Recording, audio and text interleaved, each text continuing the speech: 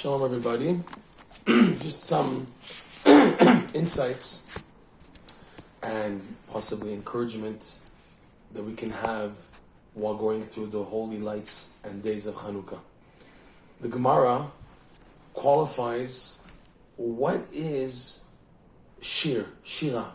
Shir in English translates as song, but as we know from the Gemara, and Rabbi Nachman stresses it, of course, there's 10 types of song and shir, an expression of melodies. What is shir? So the Gemara says, two statements from Reish Lakish. Anybody who gets up at night to say words of Torah, to be involved in Torah study, they draw upon that person a thread of kindness during the day. And the verse proof that they bring to that is this verse from Tehillim, chapter 42, where it says, Yomam Yetzaveh Hashem Chasdo, that in the day Hashem will command His kindness to who? To the continuation of the verse, Ubalayla Shiro Imi, to someone who at night, his song, Hashem says, his singing was with me.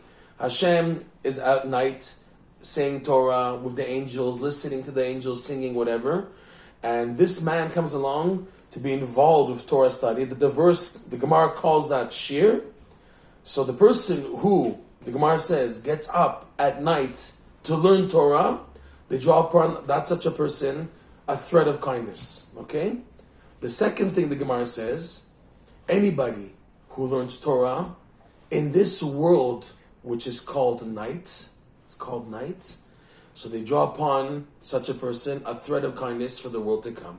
It's like it says, the same verse, that in the day, which is referring to the future day, which will be all light, Hashem will command His kindness upon such a person. Which person? The person who that in nighttime, Laila, Shiro Ime, his song was with me. He was able at night, which is this world, to still learn Torah, and Hashem is saying, He's with me, this person. The angels are singing Torah, singing before me, I'm learning Torah, this man also comes down along in this world, and pushes all the worldly matters aside and learns Torah. Hashem says, this person is with me, he deserves this ray of chesed.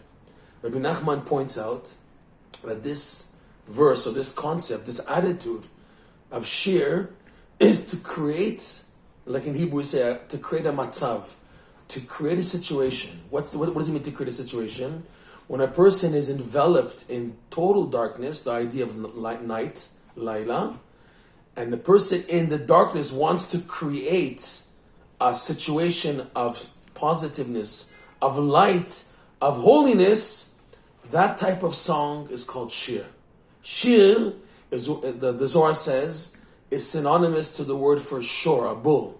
Just like a shor, an ox, has power, he's big and heavy, and you need, like that, there's an expression, this person needs strength like a bull, a bulldozer, to get out of bed, to do something. Shir is a song where a person has to create a situation. The classic example is what the Gemara brings about the sons of Korach, that when the sons of Korach were swallowed up by the earth to fall into Gehenna, hell, along with the rest of the assembly of Korach, it says that they had regrets, and because they had regrets, they were saved, they were spared, and that a type of a crevice, a type of like a cliff was created that they sat on, and they were, by that happening, prevented from falling to hell. And then the Gemara says, what did they do when that happened? And just imagine the attitude, being petrified, full of fear of falling into Gehenna, by being saved, but at the same time in such a fearful situation. The Gemara says that the Bnei Korach, they sang, Asku b'shira, they sang. Shira is a type of an expression of song where a person is creating an attitude, creating an atmosphere in darkness of a type of a light which is expressed in song. It's a song as opposed to, for example, Hoda, giving thanks. There's a type of a song called Thanksgiving. There's a Hallel, which is also praising. But in our context here, Shira is to sing from within the darkness. I'm now creating a situation of light. That's shir. The Zohar goes on further to say that whenever it says in the book of Tehillim, Mizmor Shir, Okay, a mizmor of shir, mizmor shir le'yom HaShabbat, or like we're going to see now, mizmor shir Chanukah Habayit LeDavid. Mizmor shir, the Zohar says, is referring to a double shir, like Shir HaShirim, Song of Songs. Song of Songs is called Shir HaShirim, and in the wording of Psalms, it will be called mizmor shir, which is like saying the mizmor of shir, which is what? Another shir, shir of a shir. Okay, for this reason, we can understand that the song of Chanukah, the psalm, which is the customarily recited during Chanukah by Sephardim, by Ashkenazim, is this chapter 30, Mizmor Shir Chanukah Habayit LeDavid. Because the goal of Chanukah is in the darkness that there was, and that a person goes through even today. It's like winter now, the beginning of the winter months, and a person feels a darkness in their service of Hashem. They feel the light that they had from Tishrei, from Rosh Hashanah, Yom Kippur, Sukkot, the 4 minim in the hands. That energy has begun to ebb, begin to die down, and now there's real darkness, and comes into play the evil force of Yavan, Greece. Yavan, they bring down in the Midrashes from the term Yeven Metzula. Yeven Metzula is like an earth, like quicksand. The person is being swallowed up. And Yavan comes specifically at the time when we're in darkness, we're enveloped in darkness. They're the cause of the darkness here, and we feel like we're being swallowed up. So Chanukah is that attitude of creating a light in the darkness. Ubalayla shiro imi, and in nights, Hashem says that your singing is with me. This applies especially in the time of Chanukah, which makes sense that the psalm of Chanukah is this chapter 30, Mizmor Shir, a double shir, because like the Zohar says, it corresponds to Shir HaShirim. Shir HaShirim, there are 8 chapters. The 8 chapters of Shir HaShirim we see correlate to the 8 days of Chanukah, or the opposite. The 8 days of Chanukah correspond to the 8 chapters of Shir HaShirim. What's the idea of the number 8? Rabbi Nachman teaches that in future time, there's going to be what's called the Shir Sheyit'ar Le'atid. There's going to be a song that will be sung in the future, the song of the future. And he says, and it's called Shir. The song of the future is in a very special format of developing Hashem's 4-lettered holy name, Yud Kei Vav Kei. It's in the format of Yud, Yud Kei, Yud Kei Vav, Yud Kei Vav Kei. It's a song produced by the emanation of Hashem's 4-lettered names, but in this format, where Yud, and then you go back Yud Kei, and you go back Yud Kei Vav, and you go back Yud Kei Vav Kei. If you take a look, this is exactly what we do in Chanukah. How do we light the Chanukah candles? We don't light every night one candle. We do like Beit Hillel rules, Mosif v'holech. We add every day. We do accumulative. First day of Chanukah, we light one candle. Second, light another one. No, we light the first one again, plus number 2. Third day, light a third candle, just a third candle. No, again, 1, 2, 3, accumulative. Okay? So logically, in this comparison, let's stop at number 4. Why is there another 4? So they explain the Kabbalistic teachings that so long as Mashiach is not yet here, we can present a taste, a foretaste of the future song, which we said is the development of Yud Kei Vav Kei. I didn't really finish that point.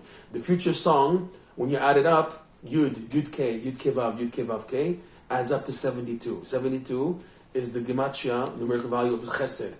It'll be a song of kindness, that will be sung in the future. And with that, when hearing that song, everybody will stop doing whatever they're doing, and just reconnect to God. That's the power of this song. Since we're not there yet, Chanukah is shining the light while still in exile. We're still in exile. The Jews then, yes, they were able to overcome the Greeks. Even if you look in the history books, they always say that it wasn't like a quick battle. It took a period of over a few hundred years that things more or less got settled by the Hashmonaim dynasty. It took a few years. It wasn't just a one battle and that's it. It was a series of events over many years, over 100 years. It took time. They were still in Galut, and they knew that the temple was going to be destroyed, because this was at the end of the second temple, the miracle of the Chanukah story, right? So, it's still in Galut. Chanukah, we're still in Galut, yet we're shining the light so we can hold on and we can continue to serve Hashem as best as we can and be connected while in the darkness. For that, we need another 4 days. The other 4 days would shine the 4 letters of Hashem's other name, Aleph, Dalit, Nun, Yud. Again, another 4 days where, if you want to take a look at it like this, on the 50th of Chanukah, it's lighting the 5th candle. The 6th day, again, 5, 6. The 7th, 5, 6, 7. The last day, 5, 6, 7, 8. In order to bring down the light of Hashem's second name, Aleph, Dalet, Nun, Yud. This name, Aleph, Dalet, Nun, Yud, is like the cup to contain within it, while in Galut, the light of Hashem's 4-letter name, which we don't pronounce. We don't pronounce it in this world. Until Mashiach comes, until there's a 3rd temple, we're not allowed to pronounce Yud Ke Vav Ke. How do we pronounce it? Aleph, Dalet, Nun, Yud. Ado, right? And afterwards, Nai. That's how we pronounce Hashem's 4-letter name. That is the cup to conceal the light while in Galut, so that we can take God's light within vessels, within the darkness, and yet be connected at the same time. That's the idea of the 8 candles of Chanukah, the 8 days of candle of lights, shining these two names of Hashem, Yud Ke Vav Ke, and Aleph Dalet Nun Yud, but in this format of accumulative, Yud Ke Vav, Yud Ke Vav, Aleph Dalet, Aleph Nun, etc., in order that it should be a vessel to receive the light of Chanukah within the darkness. This activates Shir HaShirim, the song of songs, a doubled song. It's the song of Yud Ke Vav Ke, contained with the song of Aleph, Dalet, Nun, Yud. We should have the merit this Chanukah to have such a boost. We all need a boost. You have to realize that. People, when they reach this point of the year, davening is dead, Yirat Shamayim is dead, Emunah is like down the drain. People feel so out of it. Even those who want to commit themselves to Torah and observance and coming close to Hashem feel overwhelmed by the darkness. It's just too overwhelming. Chanukah is that light in the darkness. Ubalayla shiro imi. In the night, the darkness, the shir is with me, Hashem says. Shiro, his song. I'm able to sing that song. This is the song of Chanukah, the lights of Chanukah. We should be zocheh, we should have the merit that through the lights of Chanukah, that really we should wake up and make a new, fresh start in coming close to Hashem, Bezrat Hashem. Chanukah Sameach.